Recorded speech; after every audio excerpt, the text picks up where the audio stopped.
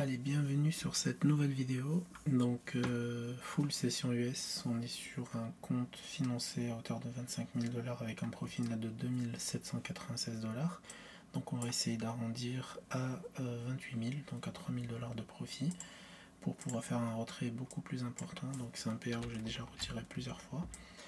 Donc ici, ce que je vais attendre tout simplement de voir si on vient liquider le plus bas de cette belle mèche. Ok, donc c'est le plus bas de la value aria, de cette zone aussi de volume, etc. Donc là, il y a moyen que le marché réagisse vraiment. Alors rapidement, je vais mettre en place juste le PA. Voilà, donc on peut avoir une très très belle réaction. Donc je regarde un peu ce qui se passe sur les Unirenco rapidement en même temps et je vais pas tarder à appuyer pour pouvoir rentrer sur le marché. Donc là, il y a moyen, donc ça se valide. Ça va s'accélérer petit à petit. Voilà, on a un petit level symbolique ici donc pour du scalping.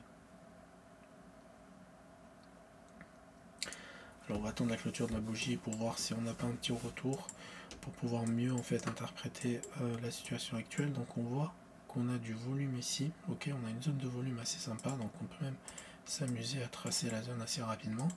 Une zone de volume où le marché semble vouloir se soutenir. Plus que 14 secondes.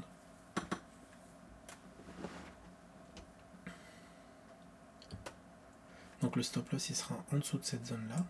On va rentrer en deux contrats. Allez, un petit pullback. Parfait.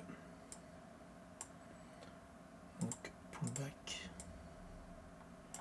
Donc on va prendre un TP1 et un TP2 par là. On bougera le stop en fonction de. Voilà, c'est très bien. Allez, on reprend le TP2. C'est parfait. Ah, dommage. Ça veut pas. Parfait. Voilà, donc on a arrondi à 28 248 sur ce trade là. Donc là la stratégie utilisée elle est assez simple, hein. Donc là ici on va regarder ensemble tout le trade effectué.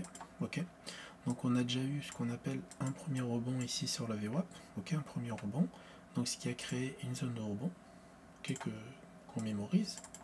Ok, donc ici pareil, on a ce qu'on appelle un premier rebond avant l'open, donc on a une impulsion avec du volume ici, donc on a l'open, le marché revient, donc revient sur sa zone ici. Ok, donc quand on regarde en 30 minutes, pardon, qu'est-ce qu'on a sur cette zone là? Donc là c'est vraiment le critère le plus important. On a un level symbolique, donc les lignes blanches c'est bien les levels symboliques qui sont juste là. Donc 14 800, donc on passe en dessous de 14 800, donc on attend, donc c'est cette phase là où ça passe en dessous de 14 800, donc on fait ça après l'open, hein, et pas avant l'open. Si on fait ça avant l'open, ça peut passer, regardez c'est passé sur cette belle bougie, mais on n'aura pas des confirmations très solides. Et donc là, c'est assez simple, donc j'attends que le marché rebondisse. Une fois que le marché rebondit, ici, donc j'attends une bougie de confirmation, et en fait, après ça dépendra de vous, ok? Vraiment ça dépendra de vous parce que moi personnellement, je le fais assez souvent. Alors quand je dis je le fais assez souvent, c'est-à-dire que j'attends toujours le tout petit retracement, comme ça j'ai le moins de drawdown possible, et là j'attends que le marché me paye. Et là c'est ce qui s'est passé, donc le marché a bien rebondi sur sa zone de volume. Hop.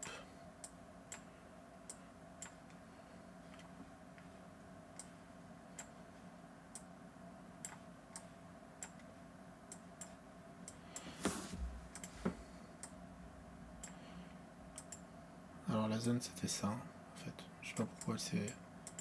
Voilà, c'était ça la zone, c'était les deux plus bas ici du volume profile, ok. Donc ce qui disait qu'on était plutôt dans un mouvement plutôt en range, d'accord. Donc après, on a eu l'autre volume profile qui s'est créé à partir de la session asiatique sur le Nasdaq. Et à partir de ce moment, donc j'avais décalé en fait, comme ça. Voilà, exactement, c'est ce que j'ai fait. Et donc je l'ai décalé par rapport à notre level symbolique, ok.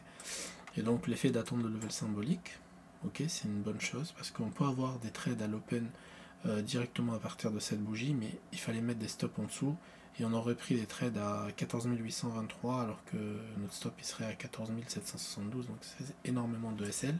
Donc on attend toujours le retour à la zone et on se met en place pour bien sûr aller chercher le maximum, donc le minimum, pardon, entre 100 et 300 à 400 $ en moyenne tous les jours. Donc là, c'était une petite démonstration avec cette méthode-là et cette stratégie-là. Donc j'espère qu'elle vous a plu en tout cas. Donc on va bien sûr continuer à faire des trades tous les jours pour vous montrer le plus d'exemples possible.